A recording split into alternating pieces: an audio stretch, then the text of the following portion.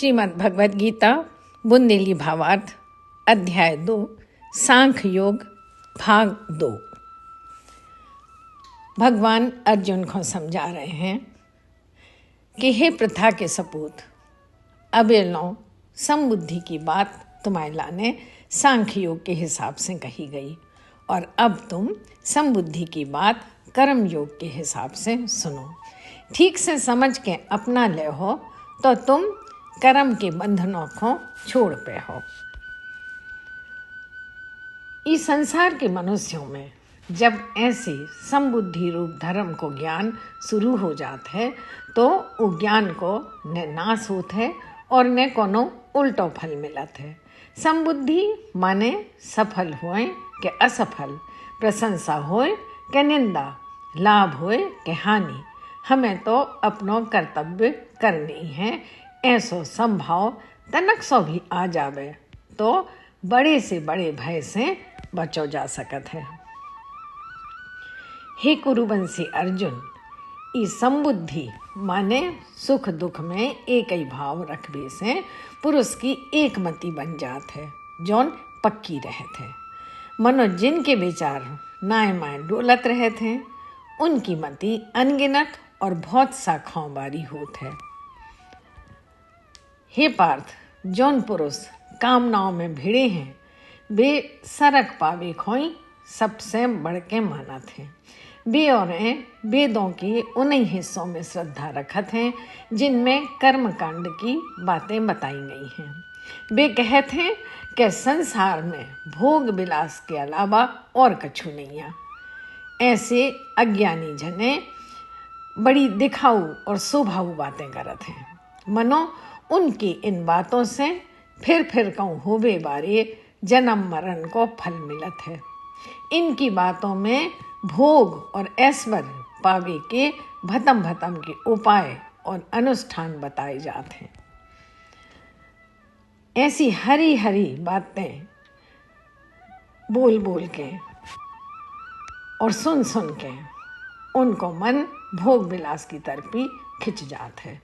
फिर ऐसे चित्त वाले मनुष्यों में परमात्मा के लाने पक्के मन वाली बुद्धि नहीं रह जात। हे अर्जुन, वेद में कई एक हिस्सों में सतोगुण, रजोगुण, तमोगुण, इन 3 तरह के गुणों के जरिए मिलवे वाले भोगों को वर्णन करो जात है। अर्जुन, तुम इन 3 गुणों में न परो, बैर प्रीत के दंदरे में भी न परो। जौन नित्य निरंतर रहबे वारो परमात्मा है, उमें स्थिर चित्त हो जाओ। न मिले को मिलबो जोग और मिले भय की रक्षा क्षेम कहाउत है। सो अर्जुन, तुम जोग क्षेम में भी न बिदो, तुम तो आत्मपरायण हो जाओ। माने ऐसो लक्ष्य रखो कि परमात्मा की प्राप्ति हो जावे। जैसे भरो बड़ो तालाब मिल जावे पे जितो मतलब छोटे गड्ढों से भरे पानी से रह जात है, उतो ही मतलब रह जात है एक तत्व के जाननहार ब्रह्म ज्ञानी को सबरे वेदों से, माने बिल्कुल नहीं रह जात। तुम्हारे बस में इतो ही है कि कर्तव्य कर्म करो, का कैसो कितो फल मिल है ई पे तुम्हारो बस नोई। तुम कर्म फल पैदा होवे को कारण भी न बनो और न ऐसा होवे कि तुम आओ झुकाओ बिल्कुल लई काम न करवे की तरफ होवे। हे धनंजय, तुम आसक्ति छोड़ के सिद्धि और असिद्धि में संभाव रखत भय जोग में स्थित होके कर्तव्य कर्म करो। कैसे कि समत्व माने सुख दुख में समान रहबोई योग कहाउत है। इस समत्व भाव रखवे वाली बुद्धि की तुलना में फल की इच्छा रख के कर्म करबो बहुत ही तुच्छ है। इसे हे धनंजय, तुम तो बुद्धि की शरण पकड़ो, कैसे के फल को कारण बनवे बारो बहुत दीन होत है। समता बुद्धि वारो पुरुष एक जन्म में पाप और पुण्य दो ही को त्याग कर देते हैं। इसे तुम योग में लग जाओ, कैसे कि कुशलता जई है के करत करत में जोग बनो रहे। समता को भाव रहे, ऐसी बुद्धि वाले विचारशील ज्ञानी पुरुष कर्मों से उत्पन्न होने वाले फलों को त्याग देते हैं और जन्म मरण के बंधन से मुक्त होके वे परम पद को पा लेते हैं। जे बखत तुम्हारी जब बुद्धि मोह के दलदल को नौने से पार कर जे है, वो बखत तुम्हें सुनी भाई और सुनाई देवी बारी कुल भोगों से कोई मतलब नहीं रह जे है, तब तुम बैराग को पहुंच जे हो। अब मुद के शास्त्रों की बातों से तुम्हारी बुद्धि डोल रही है। अब जब अशांत हो जे है, उको भटक वो बंद हो जे है, तो वह परम तत्व में स्थित हो जे है। उ बखत तुम जोग को प्राप्त कर ले हो। अब अर्जुन श्री भगवान से स्थित प्रज्ञ मनुष्य के लक्षण पूछत हैं। अर्जुन बोले, हे केशव, जिनकी बुद्धि परमात्मा में स्थित हो जात है, ऐसे स्थित प्रज्ञ मनुष्य के का लक्षण होते हैं। वो कैसे तो बोलत है, कैसे तो बैठत है, कैसे तो चलत है, माने कैसो व्यवहार करत है, आप मुझे बताओ। श्री भगवान बोले, हे पार्थ, जे बखत मनुष्य अपने मन में रची बसी सबरी इच्छाओं को छोड़ देता है और अपनी आत्मा में संतुष्ट रहने लगत है, तो वो स्थित प्रज्ञ माने स्थिर बुद्धि वालों कहून लगत है। जौन मनुष्य को चित्त दुख आवे पे विचलित न हुए, सुख मिलवे पे और की लालसा न करे, और जे को मन में लाग लगाव डर क्रोध कछु न व्यापे, और जौन मन ही मन विचार कर बेबारो हुए, वो कहो जात है स्थित प्रज्ञ। जौन पुरुष सब जगह पे बिना कोनो लगाव मन में राखे, न तो भलो होवे पे प्रसन्न होवे और न बुरा होवे पे द्वेष की भावना रखे, ऐसे पुरुष की बुद्धि स्थिर कही जात है।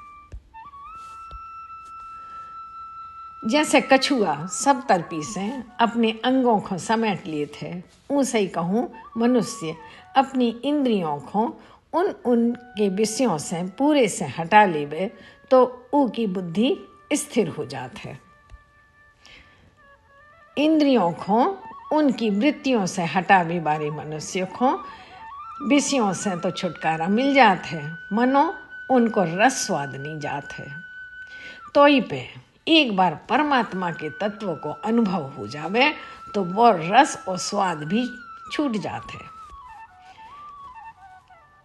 कैसे कि कुंती सुत अर्जुन, जे इंद्रियें तो मन को मथवे बारी होती हैं, रस को ध्यान रह जावे तो परमात्मा में ध्यान लगावे की कोशिश में लगे विद्वान पुरुष के मन को भी जे जबरदस्ती खींच लेती हैं। साधक को चाहिए कि सबरी इंद्रियों को अपने बस में करके मूरे में ध्यान लगा के रहे, मुँह से जुड़ जावे। कैसे कि जे की इंद्रियां बस में हो जाते हैं, उनकी मति भी स्थिर हो जाते हैं। विषयों के बारे में सोचत रहो तो उन विषयों से आदमी को लगाव हो जाता है, और लगाव होवे से उन्हें पावे की कामना होने लगत है। भी इच्छाएं कामनाएं पूरी न होवे तो गुस्सा भरन लगत है। गुस्सा से दिमाग घूमन लगत है, और दिमाग घूमे से अच्छे बुरे कछु की सुरत नहीं रह जात। सुरत मिट जावे पे विवेक नष्ट हो जात है, और विवेक नष्ट होए से आदमी को पतन हो जात है। मनो जब साधक राग द्वेष मन में राखे बगैर अपने मन में करी भई इंद्रियों से विषयों को सेवन करत है, तो उनकी अंतरात्मा निर्मल रहत है, और जब अंदरूनी मैल कट जात है तो मनुष्य के सबरे दुखों को नाश हो जात है। फिर ऐसे शुद्ध मन वाले साधक की बुद्धि परमात्मा में बैठ जात है। जे की इंद्रिय बस में नहीं आ, ऐसे असंयमी पुरुष की भगवान के लाने पक्की बुद्धि नहीं बैठत और ने उमे कर्तव्य कर्म करवे की भावना होत है। जौन परमात्मा के संगे मन को एकजुट नहीं कर सकत, उके लाने शांति नहीं आ, और जे को शांति नहीं आ वो सुखी कैसे हो सकत है। इंद्रियें विषयों में विचरण करत रहती हैं, अपने विषय में बींधी बई जौन चाहे इंद्रिय को मन पिछिया लेत है। जैसे मीठे स्वाद में डूबी जीभ के पीछे मन भी स्वादई में लग जात है, वो मन फिर अस्थिर बुद्धि वाले की बुद्धि को ऐसे ही हर लेत है जैसे पानी में तैरत भई नाव को हवा हर लेत है और अपनी दिशा के माफिक मोड़ लेत है। इसे हे महाबाहु अर्जुन, जौन मनुष्य की इंद्रियें अपने अपने विषयों से हटा के सब तरह से बस में कर ली जावे, वो मनुष्य की बुद्धि स्थिर रहत है। परमात्मा से विमुख रह वो रात है। जब सकल प्राणियन की ऐसी इंधियारी रात होत है और वो सोए डरे रहत है, उनमें संयमी मनुष्य चेतो रहत है। वो स्थित प्रज्ञ साधक परमात्मा को पावे की चेष्टा में जगवत रहते हैं और जी में सब प्राणी जगत हैं, माने भोग करवे में और जोरवे में लगे रहते हैं। तब वो बखत परमात्मा के तत्व को समझ भी बारी साधक के लाने रात घाई हैं के भोग और जमाखोरी में न पड़ के विश्राम करो जाए। जैसे कि पूरे लबालब भरे समुंदर में नदियाँ समाती हैं, मनो समुंदर जस को तस बनो रहते है, अपनी मर्यादा से ऊपर नहीं जात है। उसे ही संयमी पुरुष को सबरे भोग पहुँचत तो हैं, मनो वो शांत रहो आत है, उमें बेकार नहीं पैदा होत, वो ही परम शांति को प्राप्त होत है। भोगों की कामना करने वालों पुरुष नहीं होत, वो तो भड़बड़ात रहते हैं। जौन मनुष्य सकल कामनाओं को त्याग के कोनो चाहना के बिना मोह ममता पे के बगैर और बिना अहंकार के आचरण करत है, वही शांति पात है। हे प्रथानंदन, ऐसी स्थिति ब्राह्मी स्थिति कहावत है। इस स्थिति में पहुँच के फिर कोई मोह में नहीं पड़त है। जा स्थिति जीवन के अंत काल में माने मरत बखत भी मिल जावे तो भी मनुष्य को निर्वाण ब्रह्म की प्राप्ति बिल्कुल पक्की है। ओम तत्सत। सो ऐसे ऐसे भगवान के इन नामों के उच्चारण के संगे ब्रह्म विद्या से योग करावे वाले शास्त्र श्रीमद् भगवद गीता उपनिषद के श्री कृष्ण अर्जुन संवाद में सांख्य योग नाम को दूसरो अध्याय समाप्त होते है, जो दूसरो भाग भी समाप्त होगा दूसरे अध्याय को। हरि ओम तत्सत।